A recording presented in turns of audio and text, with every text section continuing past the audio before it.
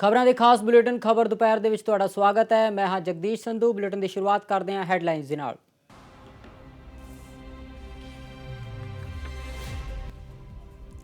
Railway विभाग ने लिया वड्डा फैसला। पंजाब च माल गड्डियां दी एंट्री बंद। किसानां दे प्रदर्शन दे चलदियां चुक्या गया कदम। किसानां ने केंद्र सरकार दे फैसले दी कीती निंदा।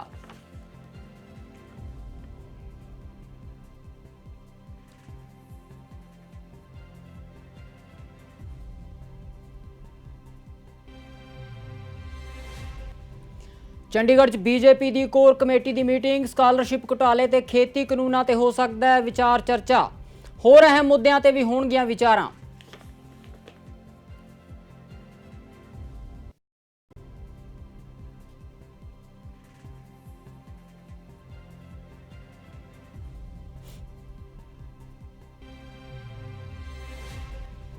बलवंत सिंह मुल्तानी अगवा ते कतल मामला। SIT सामने पेश होए सुमेध सैनी। मटौर थाणे दे विच सैनी दी होई पेशी।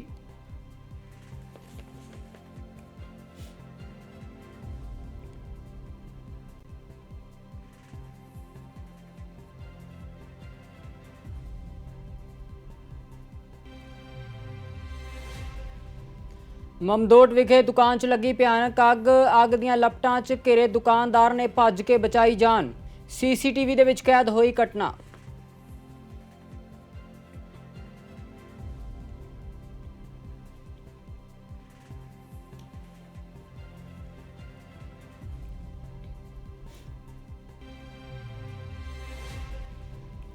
कैनेडा की धरती ते पंजाबियों ने रचिया इतिहास। पंजाबी मूल के 8 लोगों ने हासिल की वड्डी जित। ब्रिटिश कोलंबिया च पगड़ीधारी नौजवान ने मारी बाजी।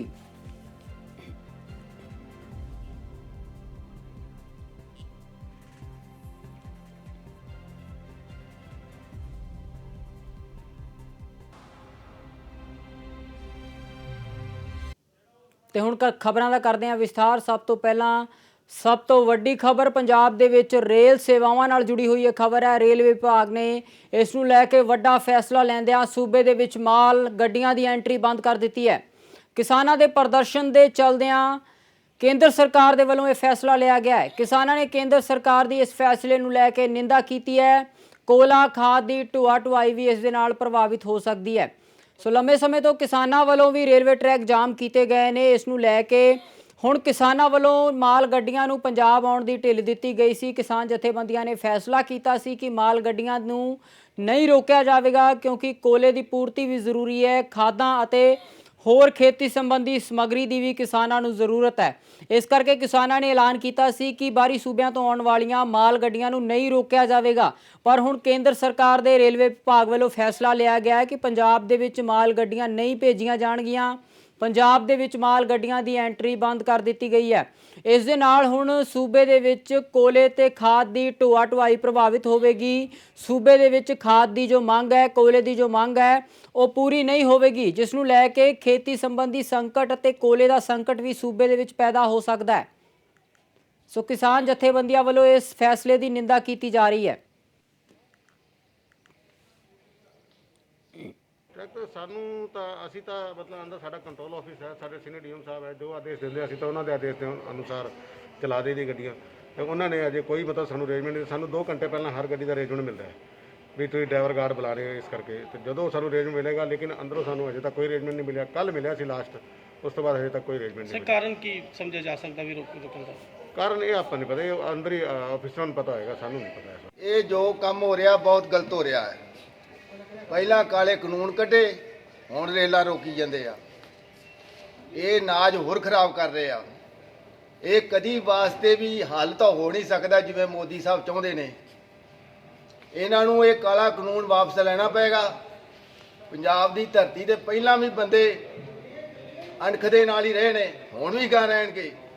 इन्हां नूं पता होना चाहिए सेंटर सरकार नूं, नहीं तो पुराना इतिहास खोल के वेखे। तो जे उधर नूं नहीं तो साडे अपना लहिंदे पंजाब नूं खोल देण, असीं इधर दे दिआंगे नाज। साडा नाज तो नहीं रह चलिया। सऊदी अरब किन्ने अरब सारे इन्हां विच खेती नहीं हैगी, सब्जी नहीं हैगी, तो साडा इधर खोल देण। नेड़ा है सानूं, आपे उधरों तेल आ जूगा नाले नाज चले जू। ਤੁਸੀਂ फैसले ਨੂੰ ਕਿਵੇਂ ਵੇਖਦੇ ਫਿਰ ਹੁਣ? फैसले नूं तां ये फैसला तो ਉਹਦਾ गलत ही आ, पर ਅਨਾਜ ਅਸਕਰ ਸਾਰੀ ਦੁਨੀਆ ਨੇ ਖਾਣਾ ਹੈ। ਇਹ ਜਾਊ ਤੇ ਚਲੋ ਪੰਜਾਬ ਦੇ ਵਿੱਚ ਪਿਆ ਖਰਾਬ ਹੋਊਗਾ। आप सबको पता है 24 सितंबर से किसान भाइयों के द्वारा रेलवे ट्रैक पर धरना दिया जा रहा था और रेलगाड़ियों का संचालन बंद था और 31 अक्टूबर को उन्होंने ये निर्णय लिया कि यात्री गाड़ियों को छोड़कर बाकी चीज़ों का संचालन करने दिया जाएगा। और उनके इस कदम के आधार पर हम लोगों ने अपनी पूरी तत्परता के साथ परिचालन को प्रारंभ कर भी दिया था। पर ये चीज़ भी समझनी होगी कि रेलवे एक बहुत ही कॉम्प्लेक्स टेक्निकली इंटेंसिव ऑर्गेनाइजेशन है और जैसे आपकी गाड़ियाँ चलती हैं उसकी सेफ्टी को मेंटेन करना, उसके शेड्यूल्स को भी देखना बहुत ज़रूरी होता है। ਅੱਜ ਚੰਡੀਗੜ੍ਹ ਦੇ ਵਿੱਚ ਬੀਜੇਪੀ ਦੀ ਪੰਜਾਬ ਕੋਰ ਕਮੇਟੀ ਦੀ ਅਹਿਮ ਮੀਟਿੰਗ ਹੋ ਰਹੀ ਹੈ, ਜਿਸ ਦੀ ਪ੍ਰਧਾਨਗੀ ਪੰਜਾਬ ਪ੍ਰਧਾਨ ਅਸ਼ਵਨੀ ਸ਼ਰਮਾ ਦੁਆਰਾ ਕੀਤੀ ਜਾ ਰਹੀ ਹੈ। ਪੰਜਾਬ ਦੇ ਵਿੱਚ ਪੋਸਟ ਮੈਟ੍ਰਿਕ ਸਕਾਲਰਸ਼ਿਪ ਘੁਟਾਲੇ ਅਤੇ ਖੇਤੀ ਕਾਨੂੰਨਾਂ ਤੇ ਲਗਾਤਾਰ ਹੋ ਰਹੇ ਕਿਸਾਨਾਂ ਦੇ ਪ੍ਰਦਰਸ਼ਨ ਨੂੰ ਲੈ ਕੇ ਮੀਟਿੰਗ ਸੱਦੀ ਗਈ ਹੈ। ਇਸ ਦੇ ਵਿੱਚ ਹੋਰ ਵੀ ਕਈ ਮੁੱਦਿਆਂ ਦੇ ਉੱਤੇ ਅਹਿਮ ਵਿਚਾਰਾਂ ਹੋ ਸਕਦੀਆਂ ਨੇ। ਸੋ ਅਜਿਹੇ ਵਿੱਚ ਜਦੋਂ ਪੰਜਾਬ ਦੇ ਵਿੱਚ ਕਿਸਾਨ ਜਥੇਬੰਦੀਆਂ ਵੱਲੋਂ ਕੇਂਦਰ ਸਰਕਾਰ ਤੇ ਬੀਜੇਪੀ ਦਾ ਜ਼ਬਰਦਸਤ ਵਿਰੋਧ ਕੀਤਾ ਜਾ ਰਿਹਾ ਹੈ, ਬੀਜੇਪੀ ਆਗੂਆਂ ਦਾ ਘਿਰਾਓ ਵੀ ਕੀਤਾ ਜਾ ਰਿਹਾ ਹੈ। ਸੋ ਇਸ ਮੀਟਿੰਗ ਨੂੰ ਅਹਿਮ ਮੰਨਿਆ ਜਾ ਸਕਦਾ ਹੈ। ਬੀਜੇਪੀ ਦੀ ਪੰਜਾਬ ਦੇ ਵਿੱਚ ਅਗਲੀ ਰਣਨੀਤੀ ਨੂੰ ਲੈ ਕੇ ਇਸ ਮੀਟਿੰਗ ਦੇ ਵਿੱਚ ਵਿਚਾਰ ਚਰਚਾ ਹੋ ਸਕਦੀ ਹੈ। ਸਕਾਲਰਸ਼ਿਪ ਘੁਟਾਲੇ ਨੂੰ ਲੈ ਕੇ ਵੀ ਬੀਜੇਪੀ ਵੱਲੋਂ ਲਗਾਤਾਰ ਰੋਸ ਪ੍ਰਦਰਸ਼ਨ ਕੀਤਾ ਜਾ ਰਿਹਾ ਹੈ। ਸੋ ਇਸ ਮੁੱਦੇ ਨੂੰ ਲੈ ਕੇ ਵੀ ਇਸ ਮੀਟਿੰਗ ਨੂੰ ਅਹਿਮ ਮੰਨਿਆ ਜਾ ਰਿਹਾ ਹੈ। ਮੀਟਿੰਗ ਦੀ ਪ੍ਰਧਾਨਗੀ ਅਸ਼ਵਨੀ ਸ਼ਰਮਾ ਕਰ ਰਹੇ ਨੇ। ਇਸ ਮੀਟਿੰਗ ਦੇ ਵਿੱਚ ਬੀਜੇਪੀ ਪੰਜਾਬ ਦੇ ਸਾਰੇ ਵੱਡੇ ਆਗੂ ਸ਼ਾਮਿਲ ਰਹਿਣਗੇ।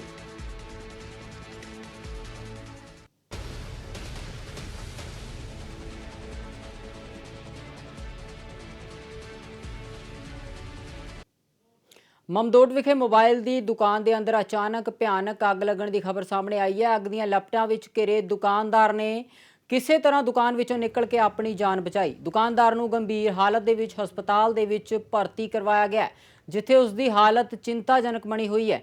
ਇਹ ਸਾਰੀ ਘਟਨਾ ਸੀਸੀਟੀਵੀ ਦੇ ਵਿੱਚ ਕੈਦ ਹੋ ਗਈ ਹੈ। ਦੁਕਾਨ ਦੇ ਵਿੱਚ ਲੱਗੀ ਅੱਗ ਕਾਫੀ ਮੁਸ਼ੱਕਤ ਤੋਂ ਬਾਅਦ ਇਸ ਅੱਗ ਤੇ ਕਾਬੂ ਪਾਇਆ ਗਿਆ। ਦੁੱਗਲ ਟੈਲੀਕਾਮ ਨਾਂ ਦੀ ਜਿਹੜੀ ਦੁਕਾਨ ਹੈ ਘੁਮਿਆਰਾਂ ਵਾਲੇ ਚੌਂਕ ਦੇ ਵਿੱਚ ਹੈ। ਜਦੋਂ 5:15 ਦਾ ਟਾਈਮ ਸੀ ਤੇ ਅਸੀਂ ਬਾਹਰ ਖੜੇ ਸੀ ਤਾਂ ਇੱਕਦਮ ਧਮਾਕੇ ਦੀ ਆਵਾਜ਼ ਆਈ। ਜਦੋਂ ਅਸੀਂ ਬਾਹਰ ਆ ਕੇ ਦੇਖਿਆ ਤੇ ਦੁਕਾਨ ਦੇ ਵਿੱਚ ਵੀ ਬਹੁਤ ਅੱਗ ਲੱਗੀ ਹੋਈ ਸੀ ਤੇ ਜਿਹੜਾ ਦੁੱਗਲ ਮੁੰਡਾ ਰਵਿੰਦਰ ਕੁਮਾਰ ਉਹਨੂੰ ਵੀ ਬਹੁਤ ਜ਼ਿਆਦਾ ਅੱਗ ਲੱਗ ਚੁੱਕੀ ਸੀ। ਉਹਨੂੰ ਛੇਤੀ ਦੁਕਾਨ ਚੋਂ ਕੱਢ ਕੇ ਬਾਹਰ ਉਹਨੂੰ ਅੱਗ ਬੁਝਾਈ। ਜਦੋਂ ਅੱਗ ਨਾ ਬੁਝੀ ਤਾਂ ਉਹਨੂੰ ਨਾਲੀ ਦੇ ਵਿੱਚ ਸੱਟ ਕੇ ਹੁੰਦੇ ਤੇ ਮਸਾਂ ਅੱਗ ਬੁਝਾਈ। ਇਹ ਮਟਕਾ ਚੌਂਕ ਘੁਮਿਆਰ ਚੌਂਕ ਆਪਣੇ ਮਮਦੋਟ ਦੀ ਘਟਨਾ ਹੈ ਜੀ। ਇਹ ਦੱਸਿਆ ਜਾ ਰਿਹਾ ਬੈਂਡਰਾਂ ਨਾਲ ਅੱਗ ਲੱਗੀ ਹੈ ਜੀ, ਪੂਰਾ ਕਹਿ ਨਹੀਂ ਜਾ ਸਕਦੇ। ਤੇ ਵਰਿੰਦਰ ਦੁੱਗਲ ਜੀ ਵੀ 50% ਤੱਕ ਸੜ ਚੁੱਕਾ ਹੈ ਜੀ। ਤੈਨੂੰ ਰੈਫਰ ਕਰਕੇ ਸਿਵਲ ਹਸਪਤਾਲ ਫਿਰੋਜ਼ਪੁਰ ਪਹੁੰਚਿਆ ਜੀ। ਅੰਦਰ ਦੁਕਾਨ ਦਾ ਕੀ ਹਾਲ ਹੈ? ਬਹੁਤ ਮਾੜਾ ਹਾਲ ਹੈ ਜੀ, ਕਰੀਬ ਜ਼ਿਆਦਾ ਕੋਈ ਸਮਾਨ ਸੜ ਚੁੱਕਾ ਹੈ ਜੀ। ਲੁਟੇਰਿਆਂ ਦੇ ਹੌਸਲੇ ਇੰਨੇ ਬੁਲੰਦ ਹੋ ਗਏ ਨੇ ਕਿ ਉਹਨਾਂ ਵਿੱਚ ਕਾਨੂੰਨ ਦਾ ਕੋਈ ਡਰ ਨਹੀਂ ਰਿਹਾ ਤੇ ਉਹ ਬੇਖੌਫ ਹੋ ਕੇ ਲੁੱਟ ਦੀਆਂ ਵਾਰਦਾਤਾਂ ਨੂੰ ਅੰਜਾਮ ਦੇ ਰਹੇ ਨੇ। ਤਾਜ਼ਾ ਮਾਮਲਾ ਫਲੋਰ ਦਾ ਹੈ, ਜਿੱਥੇ ਬਾਈਕ ਤੇ ਸਵਾਰ 3 ਲੁਟੇਰਿਆਂ ਨੇ ਸਾਈਕਲ ਤੇ ਜਾ ਰਹੇ ਵਿਅਕਤੀ ਨੂੰ ਲੁੱਟ ਦਾ ਸ਼ਿਕਾਰ ਬਣਾਇਆ ਹੈ। ਲੁਟੇਰਿਆਂ ਨੇ ਸਾਈਕਲ ਸਵਾਰ ਤੋਂ ਮੋਬਾਈਲ ਤੇ ਨਕਦੀ ਖੋਹ ਕੇ ਫਰਾਰ ਹੋ ਗਏ ਨੇ। ਇਹ ਸਾਰੀ ਵਾਰਦਾਤ ਸੀਸੀਟੀਵੀ ਕੈਮਰੇ ਦੇ ਵਿੱਚ ਕੈਦ ਹੋ ਗਈ ਹੈ। ਸੋ ਤੁਸੀਂ ਦੇਖ ਸਕਦੇ ਹੋ ਕਿਸ ਤਰ੍ਹਾਂ ਸੀਸੀਟੀਵੀ ਕੈਮਰੇ ਦੀ ਇਹ ਫੁਟੇਜ ਹੈ। ਸਾਈਕਲ ਸਵਾਰ ਨੌਜਵਾਨ ਨੂੰ 3 ਮੋਟਰਸਾਈਕਲ ਸਵਾਰ ਨੌਜਵਾਨਾਂ ਨੇ ਲੁੱਟ ਦਾ ਸ਼ਿਕਾਰ ਬਣਾਇਆ। ਮੋਬਾਈਲ ਫੋਨ ਖੋਹ ਕੇ ਤੇ ਨਕਦੀ ਖੋਹ ਕੇ ਇਹ ਲੁਟੇਰੇ ਫਰਾਰ ਹੋ ਗਏ ਨੇ। ਸੋ ਲੁੱਟ ਦੀਆਂ ਵਾਰਦਾਤਾਂ ਦੇ ਵਿੱਚ ਲਗਾਤਾਰ ਵਾਧਾ ਹੋ ਰਿਹਾ ਹੈ। ਤਾਜ਼ਾ ਤਸਵੀਰਾਂ ਫਲੋਰ ਦੀਆਂ ਨੇ, ਜਿੱਥੇ ਮੋਟਰਸਾਈਕਲ ਸਵਾਰ ਲੁਟੇਰਿਆਂ ਨੇ ਇੱਕ ਸਾਈਕਲ ਸਵਾਰ ਨੌਜਵਾਨ ਨੂੰ ਲੁੱਟ ਦਾ ਸ਼ਿਕਾਰ ਬਣਾਇਆ ਹੈ।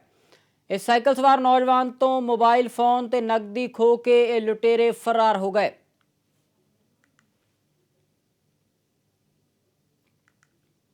ਕਰਜ਼ੇ ਦੀ ਮਾਰ ਹੇਠ ਆ ਕੇ ਕਿਸਾਨਾਂ ਵੱਲੋਂ ਖੁਦਕੁਸ਼ੀਆਂ ਕੀਤੇ ਜਾਣ ਦਾ ਸਿਲਸਿਲਾ ਰੁਕਣ ਦਾ ਨਾਮ ਨਹੀਂ ਲੈ ਰਿਹਾ। ਤਾਜ਼ਾ ਮਾਮਲਾ ਫਲੋਰ ਦਾ ਹੈ, ਜਿੱਥੇ ਕਰਜ਼ੇ ਤੋਂ ਪਰੇਸ਼ਾਨ ਇੱਕ ਹੋਰ ਕਿਸਾਨ ਨੇ ਆਪਣੀ ਜੀਵਨ ਲੀਲਾ ਸਮਾਪਤ ਕਰ ਲਈ ਹੈ। ਕਿਸਾਨ ਦੀ ਉਮਰ 40 ਸਾਲ ਦੇ ਕਰੀਬ ਦੱਸੀ ਜਾ ਰਹੀ ਹੈ ਤੇ ਉਹ 3 ਬੱਚਿਆਂ ਦਾ ਪਿਤਾ ਹੈ। ਫਿਲਹਾਲ ਲਾਸ਼ ਨੂੰ ਪੋਸਟਮਾਰਟਮ ਲਈ ਭੇਜ ਕੇ ਫਲੋਰ ਦੇ ਸਿਵਲ ਹਸਪਤਾਲ ਭੇਜ ਦਿੱਤਾ ਗਿਆ ਹੈ ਤੇ ਪੁਲਿਸ ਇਸ ਮਾਮਲੇ ਦੀ ਜਾਂਚ ਕਰ ਰਹੀ ਹੈ। ਲੈ ਲਿਆ ਜੀ ਰਾਤ ਮੋਟਰ ਤੇ ਜਾ ਕੇ। ਅੱਛਾ ਜੀ। ਅੱਗੇ ਤੋਂ ਤੰਗ ਸੀਗੇ ਜੀ। ਅੱਛਾ ਜੀ। ਫੋਨ ਫਾਨ ਵੀ ਤਾਂ ਬੰਦ ਹੀ ਕੀਤਾ ਸੀਗਾ, WhatsApp ਤੇ ਕਾਲ ਕਰਦੇ ਜੀ। ਵੱਜਦਾ ਟੈਨਸ਼ਨ 'ਚ ਹੀ ਰਹਿੰਦੇ ਸੀਗੇ, ਫੋਨ ਫਾਨ ਕਰਕੇ ਤੰਗ ਕਰਦੇ ਸੀ ਸਾਰੇ ਘਰ ਦੇ ਵਾਲੇ। ਕਿੰਨੀ ਕੁ ਉਮਰ ਹੈ? 40 ਕੁ ਸਾਲ ਦੀ ਉਮਰ ਸੀ। ਬੱਚੇ ਕਿੰਨੇ ਹੈ? 3 ਬੱਚੇ ਆ ਜੀ, ਛੋਟੇ ਹੀ ਆ ਉਹ ਵੀ, ਉਹਨਾਂ ਦੇ ਕਿ ਮਾਂ ਪਿਓ ਵੀ ਸਿਆਣੇ ਆ ਜੀ। ਅੱਛਾ ਜੀ। ਬਜ਼ੁਰਗ ਆ, ਹਾਂਜੀ, ਉਹ ਵੀ ਬਿਮਾਰ ਹੀ ਰਹਿੰਦੇ ਆ। ਅੱਛਾ, ਤੇ ਕਮਾਉਣ ਵਾਲਾ? ਕਮਾਉਣ ਵਾਲਾ ਇਕੱਲਾ। ਤੇ ਕਰਜ਼ੇ ਤੋਂ ਪਰੇਸ਼ਾਨ ਹੋ ਕੇ?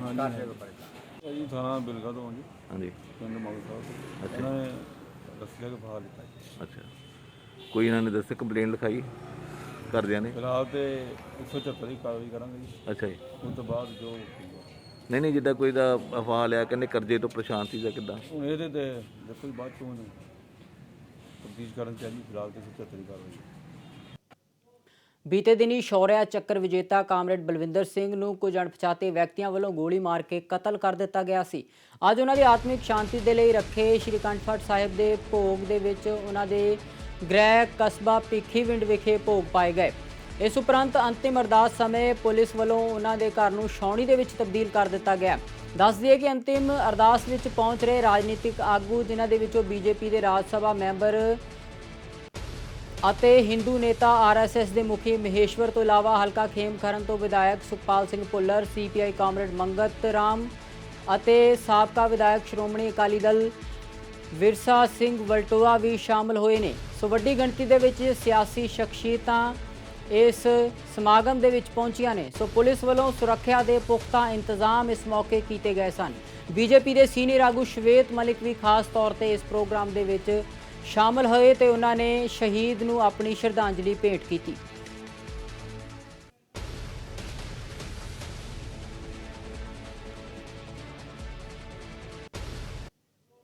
ਬਲਵੰਤ ਸਿੰਘ ਮੁਲਤਾਨੀ ਅਗਵਾ ਤੇ ਕਤਲ ਮਾਮਲੇ ਦੇ ਵਿੱਚ ਮਟੌਰ ਵਿੱਚ ਸਾਬਕਾ ਡੀਜੀਪੀ ਸੁਮੇਧ ਸਿੰਘ ਸੈਣੀ ਦੀ ਅੱਜ ਪੇਸ਼ੀ ਹੈ।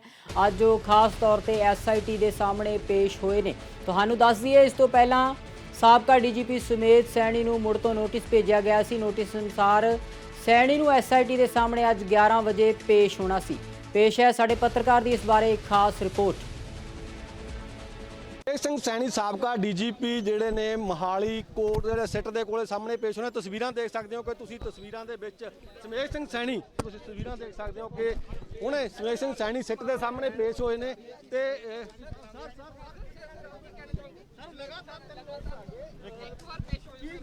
ਇੱਕ ਮਿੰਟ ਕਿਤਨਾ ਸਵਾਲ ਨੇ ਸਰ? ਸਮ ਅਦਰ ਟਾਈਮ ਚਲੋ ਥੋੜਾ ਜਿਹਾ ਨਹੀਂ, ਬੇਸ਼ੱਕ ਜਵਾਬ ਨਹੀਂ ਦੇ ਰਹੇ। ਹਾਂਜੀ sir I will speak to you. I will speak to you. Sumedh Singh Saini ਪੇਸ਼ ਹੋ ਚੁੱਕੇ ਨੇ ਤੇ ਸਿੱਟ ਦੇ ਸਾਹਮਣੇ, ਲੇਕਿਨ ਉਹਨਾਂ ਵੱਲੋਂ ਕੋਈ ਵੀ ਜਿਹੜੀ ਆ ਗੱਲਬਾਤ ਕਰਨ ਤੋਂ ਇਨਕਾਰ ਕਰ ਦਿੱਤਾ। ਦੇਖ ਸਕਦੇ ਹੋ ਕਿ ਕਿਸ ਤਰ੍ਹਾਂ ਸੁਮੇਧ ਸਿੰਘ ਸੈਣੀ ਤੇ ਸਵਾਲ ਉਹਨਾਂ ਨੇ ਕੁਛ ਵੀ ਜਿਹੜਾ ਬੋਲਣ ਤੋਂ ਇਨਕਾਰ ਕਰ ਦਿੱਤਾ। ਤੁਸੀਂ ਹੁਣੇ ਕਿਉਂਕਿ ਸੁਮੇਧ ਸਿੰਘ ਸੈਣੀ ਨੂੰ ਤੀਜੀ ਵਾਰ ਜਿਹੜਾ ਨੋਟਿਸ ਦਿੱਤਾ ਗਿਆ ਸਿੱਟ ਵੱਲੋਂ ਬਲਵੰਤ ਸਿੰਘ ਮੁਲਤਾਨੀ ਅਗਵਾ ਤੇ ਕਤਲ ਮਾਮਲੇ 'ਚ ਪੇਸ਼ ਕੀਤਾ ਗਿਆ। ਅੱਜ ਸਿੱਟ ਵੱਲੋਂ ਬੁਲਾਇਆ ਗਿਆ ਸੀ। ਤੁਹਾਨੂੰ ਤਸਵੀਰਾਂ ਦਿਖਾ ਦਿੰਦੇ ਆ ਤੇ ਨਾਲ ਪੁਲਿਸ ਵੱਲੋਂ ਪੂਰਾ ਗੇਟ ਆ ਜਿਹੜਾ ਥਾਣੇ ਦਾ ਬੰਦ ਕਰ ਦਿੱਤਾ ਗਿਆ ਤੇ ਪੂਰੀ ਤਰ੍ਹਾਂ ਜਿਹੜੀ ਆ ਪੁਲਿਸ ਵੱਲੋਂ ਮੁਸਤੈਦ ਆ। ਬੇਸ਼ੱਕ ਉਹਨਾਂ ਵੱਲੋਂ ਕੁਝ ਵੀ ਜਿਹੜਾ ਇਸ ਬਾਰੇ ਬੋਲਣ ਤੋਂ ਇਨਕਾਰ ਕਰਤਾ। ਹੁਣ ਸਿੱਟ ਕਿੰਨੇ ਕੁ ਸਵਾਲਾਂ ਦਾ ਜਵਾਬ ਤੇ ਲੈਂਦੀ ਆ ਤੇ ਕਿਸ ਤਰ੍ਹਾਂ ਦੀ ਜਿਹੜੀ ਗੱਲਬਾਤ ਕਰਦੀ ਆ, ਇਹ ਤੁਹਾਨੂੰ ਕੁਛ ਹੀ ਦੇਰ ਬਾਅਦ ਜਿਹੜਾ ਸਪਸ਼ਟ ਹੋ ਜਾਵੇਗਾ। ਪਰ ਜਿਸ ਤਰ੍ਹਾਂ ਕਹਿ ਰਹੇ ਸੀ ਕਿ ਸੁਮੇਧ ਸੈਣੀ ਅੱਜ ਵੀ ਪੇਸ਼ ਨਹੀਂ ਹੋਣਗੇ, ਪਰ ਅਚਾਨਕ ਸਹੀ ਸੁਮੇਧ ਸਿੰਘ ਸੈਣੀ ਜਿਹੜਾ ਮਟੌਰ ਥਾਣੇ ਜਿਹੜੇ ਪਹੁੰਚ ਗਏ ਨੇ ਤੇ ਸਿੱਟ ਸਾਹਮਣੇ ਫਿਲਹਾਲ ਉਹ ਸਵਾਲਾਂ ਜਵਾਬ ਦੇਣਗੇ। ਤੇ ਸਿੱਟ ਕਿਸ ਤਰ੍ਹਾਂ ਦੇ ਜਿਹੜੇ ਸਵਾਲਾਂ ਜਵਾਬ ਦੇ ਅਲੱਗ ਚੀਜ਼ ਆ, ਪਰ ਦੇਖਿਆ ਜਾਵੇ ਕਿ ਤੀਜੀ ਵਾਰ ਜਿਹੜਾ ਸੁਮੇਧ ਸਿੰਘ ਸੈਣੀ ਨੂੰ ਨੋਟਿਸ ਦਿੱਤਾ ਗਿਆ ਉਸ ਤੋਂ ਇੱਕ ਵਾਰ ਪੇਸ਼ ਹੋਏ ਨੇ, ਕਿਉਂਕਿ ਪਿਛਲੀ ਵਾਰ ਵੀ ਜੋ ਸੁਮੇਧ ਸਿੰਘ ਸੈਣੀ ਵੱਲੋਂ ਜਿਹੜਾ ਆਪਣਾ ਮੈਡੀਕਲ ਪੇਸ਼ ਕੀਤਾ ਗਿਆ ਸੀਗਾ ਤੇ ਨਹੀਂ ਆਏ ਸੀਗੇ ਤੇ ਜਿਸ ਤੋਂ ਬਾਅਦ ਇਹ ਤੀਜੀ ਵਾਰ ਜਿਹੜਾ ਸਿੱਟ ਵੱਲੋਂ ਉਹਨਾਂ ਨੂੰ ਨੋਟਿਸ ਜਾਰੀ ਕੀਤਾ ਗਿਆ। ਦੱਸ ਦਈਏ ਕਿ ਇਸ ਮਾਮਲੇ ਦੇ ਵਿੱਚ ਚੰਡੀਗੜ੍ਹ ਦੇ ਜਿਹੜੇ ਸਾਬਕਾ ਐਸਐਚਓ ਕੰਵਰਪਾਲ ਸਿੰਘ ਉਹਨਾਂ ਨੂੰ ਵੀ ਜਿਹੜਾ ਇਸ ਮਾਮਲੇ 'ਚ ਜਿਹੜਾ ਚਾਰਜ ਸ਼ੀਟ ਕੀਤਾ ਗਿਆ ਹੈ, ਪਰ ਫਿਲਹਾਲ ਉਹ ਵੀ ਜਿਹੜਾ ਵਿਦੇਸ਼ ਚਲੇ ਗਏ ਨੇ। ਇਸ ਮਾਮਲੇ 'ਚ ਹੁਣ ਸਿੱਟ ਕਿੰਨੇ ਕੁ ਸਵਾਲਾਂ ਜਵਾਬ ਲੈਂਦੀ ਆ ਜਾਂ ਸੈਣੀ ਦੇ ਸਵਾਲਾਂ ਤੋਂ ਜਵਾਬ ਨੋਟ ਹੁੰਦੀ ਆ ਜਾਂ ਅਗਲੀ ਵਾਰ ਫੇਰ ਬੁਲਾਊਗੀ, ਇਹ ਕੁਛ ਹੀ ਦੇਰ ਬਾਅਦ ਜਿਹੜਾ ਸਪਸ਼ਟ ਹੋਵੇਗਾ। ਮੋਹਾਲੀ ਤੋਂ ਕੈਮਰਾਮੈਨ ਮਨਦੀਪ ਗੌਤਮ ਦੇ ਨਾਲ ਗੁਰਦੀਪ ਬੈਨੀਪਾਲ, ਸਿੰਘ ਸੈਣੀ। ਤੋਂ ਵੱਡੀ ਖਬਰ ਸਾਡੇ ਸਾਹਮਣੇ ਆ ਰਹੀ ਹੈ ਚੰਡੀਗੜ੍ਹ ਤੋਂ। ਚੰਡੀਗੜ੍ਹ ਪੁਲਿਸ ਤੇ ਕ੍ਰਾਈਮ ਬ੍ਰਾਂਚ ਵੱਲੋਂ ਇੱਕ ਮਾਮਲੇ ਦੇ ਵਿੱਚ ਐਸਐਸਪੀ ਵੱਲੋਂ 2 ਸਬ ਇੰਸਪੈਕਟਰ ਸਮੇਤ 6 ਮੁਲਾਜ਼ਮਾਂ ਨੂੰ ਸਸਪੈਂਡ ਕਰ ਦਿੱਤਾ ਗਿਆ। ਗੈਂਗਸਟਰ ਨੂੰ ਗ੍ਰਿਫਤਾਰ ਕਰਨ ਗਏ ਸਨ ਇਹ ਪੁਲਿਸ ਦੇ ਮੁਲਾਜ਼ਮ। ਉਸ ਤੋਂ ਬਾਅਦ ਚੰਡੀਗੜ੍ਹ ਪੁਲਿਸ ਵੱਲੋਂ ਇਹ ਕਾਰਵਾਈ ਕੀਤੀ ਗਈ ਹੈ। ਇੱਕ ਝਗੜੇ ਨੂੰ ਲੈ ਕੇ ਇੰਸਪੈਕਟਰ ਸਮੇਤ 6 ਮੁਲਾਜ਼ਮਾਂ ਨੂੰ ਸਸਪੈਂਡ ਕਰ ਦਿੱਤਾ ਗਿਆ ਹੈ। ਸੋ ਇਸ ਬਾਰੇ ਜ਼ਿਆਦਾ ਜਾਣਕਾਰੀ ਲਈ ਸਾਡੇ ਪੱਤਰਕਾਰ ਸੁਮਿਤ ਜੋਸ਼ੀ ਸਾਡੇ ਨਾਲ ਫੋਨ ਲਾਈਨ ਤੇ ਜੁੜ ਚੁੱਕੇ ਨੇ। ਉਹਨਾਂ ਤੋਂ ਜਾਣਦੇ ਹਾਂ ਕੀ ਹੈ ਪੂਰਾ ਮਾਮਲਾ। ਸੁਮਿਤ, ਕੀ ਹੈ ਪੂਰਾ ਮਾਮਲਾ? ਇਸ ਸੰਬੰਧ ਦੇ ਵਿੱਚ ਪੁਲਿਸ ਵੱਲੋਂ ਜੋ ਕਾਰਵਾਈ ਕੀਤੀ ਗਈ ਹੈ, ਕਿਉਂ ਕੀਤੀ ਗਈ ਹੈ ਉਹ ਕਾਰਵਾਈ? ਦੇਖੋ, ਜਿਹੜੀ ਜਾਣਕਾਰੀ ਨਿਕਲ ਕੇ ਸਾਹਮਣੇ ਆ ਰਹੀ ਹੈ ਉਹਦੇ ਅਨੁਸਾਰ ਇਹੀ ਹੈ ਕਿ 6 ਮੁਲਾਜ਼ਮ ਨੇ ਕੁੱਲ ਜਿਹੜੇ ਸਸਪੈਂਡ ਕੀਤੇ ਹੈਗੇ ਨੇ ਐਸਐਸਪੀ ਚੰਡੀਗੜ੍ਹ ਨੇ। ਹਾਲਾਂਕਿ ਪੁਖਤਾ ਰੂਪ ਦੇ ਵਿੱਚ ਜਾਣਕਾਰੀ ਸਾਹਮਣੇ ਆਉਣੀ ਅਜੇ ਬਾਕੀ ਹੈ, ਪਰ ਜੋ ਹਜੇ ਤੱਕ ਜਾਣਕਾਰੀ ਮਿਲੀ ਉਹਦੇ ਅਨੁਸਾਰ 2 ਇੰਸਪੈਕਟਰ ਵੀ ਇਹਦੇ ਵਿੱਚ ਸ਼ਾਮਲ ਨੇ ਜਿਹੜੀ ਸਸਪੈਂਸ਼ਨ ਹੋਈ ਹੈ।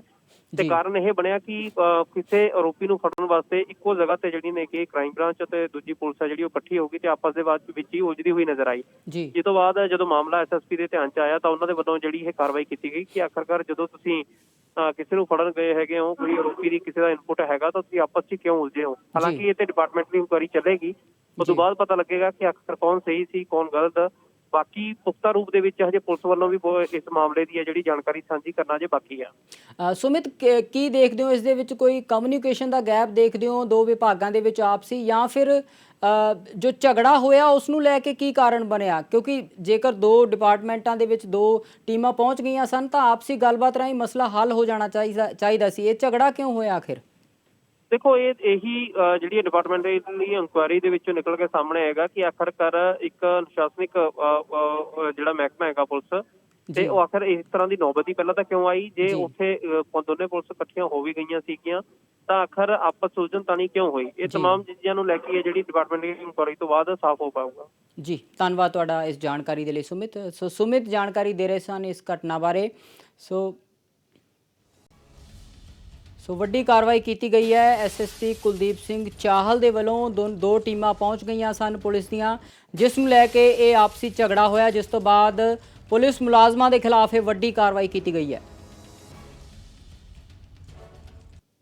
ਹੁਸ਼ਿਆਰਪੁਰ ਦੀ ਮੰਦਭਾਗੀ ਘਟਨਾ ਤੇ ਬੋਲਦਿਆਂ ਕੈਪਟਨ ਅਮਰਿੰਦਰ ਸਿੰਘ ਨੇ ਕਿਹਾ ਕਿ ਇਸ ਕੇਸ ਦਾ ਚਲਾਨ ਇਸ ਹਫ਼ਤੇ ਅਦਾਲਤ ਦੇ ਵਿੱਚ ਪੇਸ਼ ਕੀਤਾ ਜਾਵੇਗਾ। ਮੁੱਖ ਮੰਤਰੀ ਨੇ ਕਿਹਾ ਕਿ ਪੰਜਾਬ ਪੁਲਿਸ ਵੱਲੋਂ ਤੁਰੰਤ ਕਾਰਵਾਈ ਕੀਤੀ ਗਈ ਹੈ ਤੇ ਹਾਥਰਸ ਦੇ ਉਲਟ ਦੋਸ਼ੀਆਂ ਨੂੰ ਬਿਨਾਂ ਕਿਸੇ ਦੇਰੀ ਦੇ ਫੜਿਆ ਗਿਆ ਹੈ। ਕੈਪਟਨ ਨੇ ਕਿਹਾ ਕਿ ਰਾਹੁਲ ਗਾਂਧੀ ਨੂੰ ਪੀੜਤ ਪਰਿਵਾਰ ਨੂੰ ਇਨਸਾਫ ਦਿਵਾਉਣ ਲਈ ਹਾਥਰਸ ਜਾਣਾ ਪਿਆ ਸੀ, ਪਰ ਹੁਸ਼ਿਆਰਪੁਰ ਆਉਣ ਦੀ ਜ਼ਰੂਰਤ ਨਹੀਂ ਪਈ। ਉਹਨਾਂ ਕਿਹਾ ਕਿ ਰਾਹੁਲ ਗਾਂਧੀ ਜਾਂ ਪ੍ਰਿਯੰਕਾ ਗਾਂਧੀ ਨੂੰ ਇੱਥੇ ਆਉਣ ਦੀ ਲੋੜ ਤਾਂ ਹੀ ਪੈਂਦੀ ਜੇਕਰ ਹਾਥਰਸ ਵਾਂਗ ਪੀੜਤਾਂ ਨੂੰ ਇਨਸਾਫ ਦਿਵਾਉਣ ਲਈ ਕਾਰਵਾਈ ਨਾ ਕੀਤੀ ਜਾਂਦੀ। ਸਿੱਧੂ ਬਾਰੇ ਬੋਲਦਿਆਂ ਕੈਪਟਨ ਨੇ ਕਿਹਾ ਕਿ ਉਹ ਨਹੀਂ ਮੰਨਦੇ ਕਿ ਨਵਜੋਤ ਸਿੰਘ ਸਿੱਧੂ ਨੂੰ ਪਾਰਟੀ ਦੇ ਵਿੱਚ ਇੱਕ ਕਿਨਾਰੇ ਕੀਤਾ ਗਿਆ ਹੈ। ਮੁੱਖ ਮੰਤਰੀ ਨੇ ਇਸ ਗੱਲ ਤੋਂ ਇਨਕਾਰ ਕੀਤਾ ਕਿ ਨਵਜੋਤ ਸਿੰਘ ਸਿੱਧੂ ਨੂੰ ਪੰਜਾਬ ਕਾਂਗਰਸ ਚੋਂ ਦਰਕਿਨਾਰ ਕੀਤਾ ਗਿਆ ਹੈ। I have already given that statement. It has come loud and clear.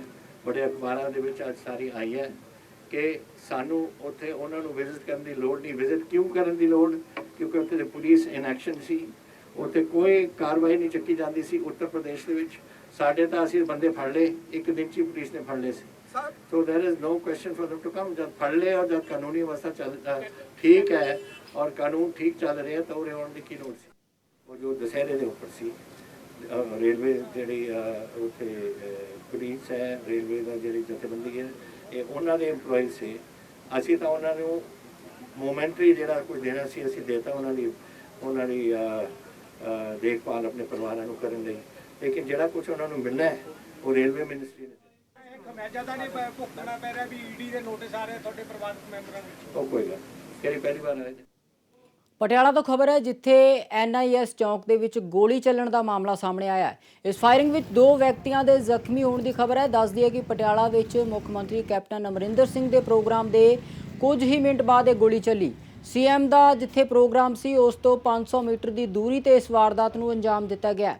ਜ਼ਖਮੀਆਂ ਨੂੰ ਰਜਿੰਦਰਾ ਹਸਪਤਾਲ ਦੇ ਵਿੱਚ ਭਰਤੀ ਕਰਵਾਇਆ ਗਿਆ। ਹੁਣ ਤੁਹਾਨੂੰ ਦਿਖਾਉਂਦੇ ਹਾਂ ਵਾਰਦਾਤ ਦੀ CCTV, ਜਿਸ ਨੂੰ ਆਧਾਰ ਬਣਾ ਕੇ ਪੁਲਿਸ ਇਸ ਮਾਮਲੇ ਦੇ ਵਿੱਚ ਜਾਂਚ ਕਰ ਰਹੀ ਹੈ। ਸੋ CCTV ਕੈਮਰੇ ਦੀ ਫੁਟੇਜ ਦੇ ਵਿੱਚ ਤੁਸੀਂ ਦੇਖ ਸਕਦੇ ਹੋ ਕਿਸ ਤਰ੍ਹਾਂ ਸ਼ਰੇਆਮ ਗੋਲੀਆਂ ਚਲਾਉਣ ਦੀ ਇਹ ਵਾਰਦਾਤ ਕੀਤੀ ਗਈ ਹੈ, ਜਿਸ ਦੇ ਵਿੱਚ 2 ਵਿਅਕਤੀ ਜ਼ਖਮੀ ਹੋ ਗਏ ਨੇ। ਖਾਸ ਤੌਰ ਤੇ ਜਦੋਂ ਸੀਐਮ ਦਾ ਇੱਥੇ ਪ੍ਰੋਗਰਾਮ ਸੀ, ਵਿਕਾਸ ਕਾਰਜਾਂ ਦਾ ਉਦਘਾਟਨ ਕਰ ਰਹੇ ਸਨ ਮੁੱਖ ਮੰਤਰੀ ਕੈਪਟਨ ਅਮਰਿੰਦਰ ਸਿੰਘ, ਉਸ ਵੇਲੇ ਘਟਨਾ ਹੋਈ ਹੈ ਮਹਿਜ਼ 500 ਮੀਟਰ ਦੀ ਦੂਰੀ ਤੇ ਜਿੱਥੇ ਮੁੱਖ ਮੰਤਰੀ ਦਾ ਪ੍ਰੋਗਰਾਮ ਸੀ। ਅਜਿਹੇ ਵਿੱਚ ਸੁਰੱਖਿਆ ਪ੍ਰਬੰਧਾਂ ਨੂੰ ਲੈ ਕੇ ਵੱਡੇ ਸਵਾਲ ਖੜੇ ਹੋ ਜਾਂਦੇ ਨੇ। ਮੁੱਖ ਮੰਤਰੀ ਦਾ ਪ੍ਰੋਗਰਾਮ ਸੀ ਪਰ ਉਸ ਤੋਂ ਮਹਿਜ਼ ਕੁਝ ਹੀ ਮੀਟਰ ਦੀ ਦੂਰੀ ਤੇ ਇਸ ਤਰ੍ਹਾਂ ਦੀ ਹਿੰਸਕ ਵਾਰਦਾਤ ਨੂੰ ਅੰਜਾਮ ਦਿੱਤਾ ਗਿਆ। ਕਿਤੇ ਨਾ ਕਿਤੇ ਪੁਲਿਸ ਪ੍ਰਬੰਧਾਂ ਤੇ ਵੀ ਵੱਡੇ ਸਵਾਲ ਖੜੇ ਕਰਦੀ ਹੈ ਇਹ ਘਟਨਾ।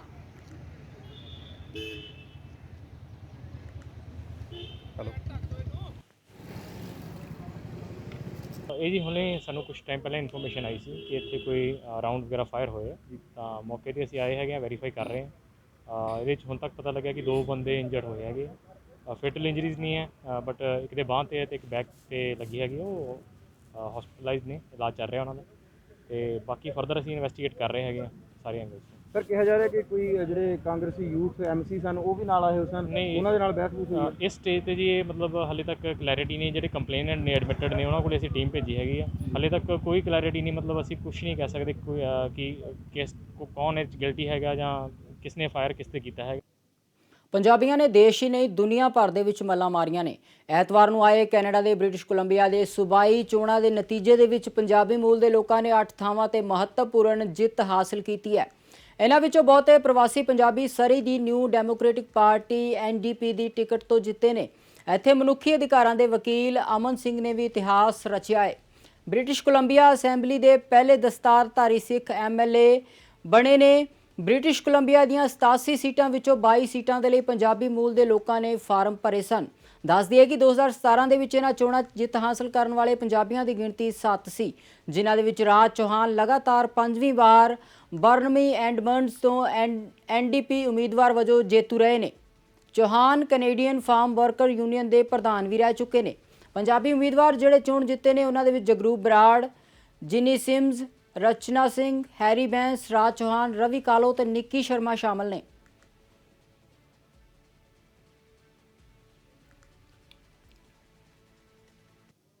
ਨਵਜੋਤ ਸਿੰਘ ਸਿੱਧੂ ਵੱਲੋਂ ਗਰੀਬਾਂ ਨੂੰ ਕੰਬਲ ਵੰਡੇ ਗਏ ਨੇ। ਇਸ ਮੌਕੇ ਉਹਨਾਂ ਗੱਲਬਾਤ ਕਰਦਿਆਂ ਕਿਹਾ ਕਿ ਪਹਿਲਾਂ FCI ਫਸਲਾਂ ਚੁੱਕਦੀ ਸੀ ਤੇ ਨਵੇਂ ਖੇਤੀ ਕਾਨੂੰਨ ਆਉਣ ਤੋਂ ਬਾਅਦ ਹੁਣ ਇਹਨਾਂ ਕਾਨੂੰਨਾਂ ਦੀ ਕੋਈ ਜ਼ਰੂਰਤ ਨਹੀਂ ਸੀ। ਇਹ ਕਾਨੂੰਨ ਵੱਡੇ ਘਰਾਣਿਆਂ ਨੂੰ ਫਾਇਦਾ ਦੇਣ ਦੇ ਲਈ ਬਣਾਏ ਗਏ ਨੇ, ਅਜਿਹਾ ਨਵਜੋਤ ਸਿੰਘ ਸਿੱਧੂ ਨੇ ਇਲਜ਼ਾਮ ਲਗਾਏ ਨੇ। ਤੇ ਹੁਣ FIC ਨੂੰ ਫਸਲ ਚੁੱਕਣ ਦੇ ਲਈ ਮਜਬੂਰ ਨਹੀਂ ਕੀਤਾ ਜਾ ਸਕਦਾ। ਇਸ ਵੇਲੇ ਕੇਂਦਰ ਸਰਕਾਰ ਸੂਬੇ ਦੀ GST ਵੀ ਦੱਬ ਕੇ ਬੈਠੀ ਹੈ ਅਤੇ ਕਿਸਾਨਾਂ ਦੇ ਹੱਕ ਵੀ ਖੋ ਰਹੀ ਹੈ।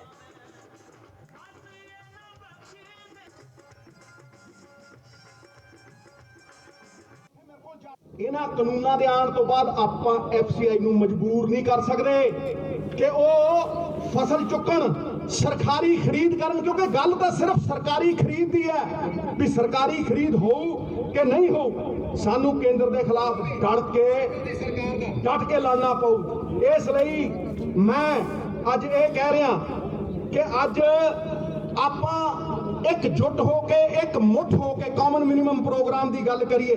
ਮੈਂ ਬੜੇ ਟਿਕਾ ਕੇ ਇਹ ਗੱਲ ਕਹਿ ਰਿਹਾ ਕਿ ਅੱਜ ਇਹਨਾਂ ਨੇ ਇਹ ਕਾਨੂੰਨ ਕਿਉਂ ਲਿਆਉਂਦੇ ਆ, ਕਿਉਂਕਿ ਈ-ਨੈਮ ਤੇ ਪਹਿਲਾਂ ਹੀ ਸੀ। ਖਬਰਾਂ ਦੇ ਇਸ ਬੁਲੇਟਿਨ ਦੇ ਵਿੱਚ ਫਿਲਹਾਲ ਇੰਨਾ ਹੀ। ਜਾਂਦੇ ਜਾਂਦੇ ਇੱਕ ਵਾਰ ਫਿਰ ਤੋਂ ਨਜ਼ਰ ਪਾਉਂਦੇ ਹਾਂ ਹੈਡਲਾਈਨਸ ਤੇ।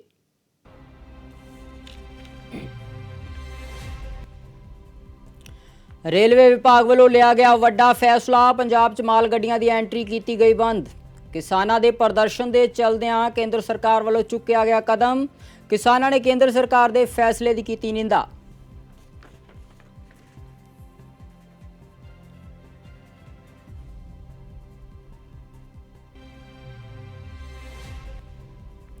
ਚੰਡੀਗੜ੍ਹ 'ਚ BJP ਦੀ ਕੋਰ ਕਮੇਟੀ ਦੀ ਮੀਟਿੰਗ। ਸਕਾਲਰਸ਼ਿਪ ਘਟੋਲੇ ਤੇ ਖੇਤੀ ਕਾਨੂੰਨਾਂ ਨੂੰ ਲੈ ਕੇ ਹੋ ਰਿਹਾ ਮੰਥਨ।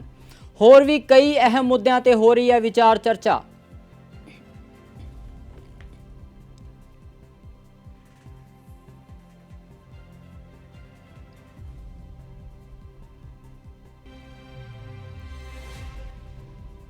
ਬਲਵੰਤ ਸਿੰਘ ਮੁਲਤਾਨੀ ਅਗਵਾ ਤੇ ਕਤਲ ਮਾਮਲਾ SIT ਸਾਹਮਣੇ ਪੇਸ਼ ਹੋਏ ਸੁਮੇਧ ਸਿੰਘ ਸੈਣੀ। ਮਟੌਰ ਥਾਣੇ ਦੇ ਵਿੱਚ ਸੈਣੀ ਦੀ ਹੋਈ ਪੇਸ਼ੀ।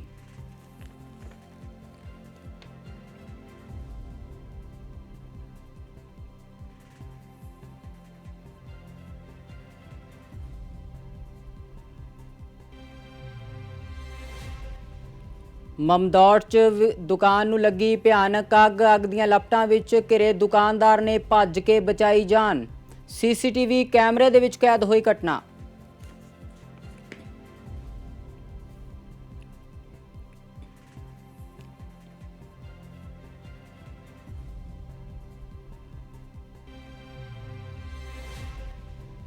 ਕੈਨੇਡਾ ਦੀ ਧਰਤੀ ਤੇ ਪੰਜਾਬੀਆਂ ਨੇ ਰਚਿਆ ਇਤਿਹਾਸ। ਪੰਜਾਬੀ ਮੂਲ ਦੇ 8 ਲੋਕਾਂ ਨੇ ਹਾਸਲ ਕੀਤੀ ਵੱਡੀ ਜਿੱਤ। ਬ੍ਰਿਟਿਸ਼ ਕੋਲੰਬੀਆ 'ਚ ਪਗੜੀਧਾਰੀ ਨੌਜਵਾਨ ਨੇ ਮਾਰੀ ਬਾਜ਼ੀ।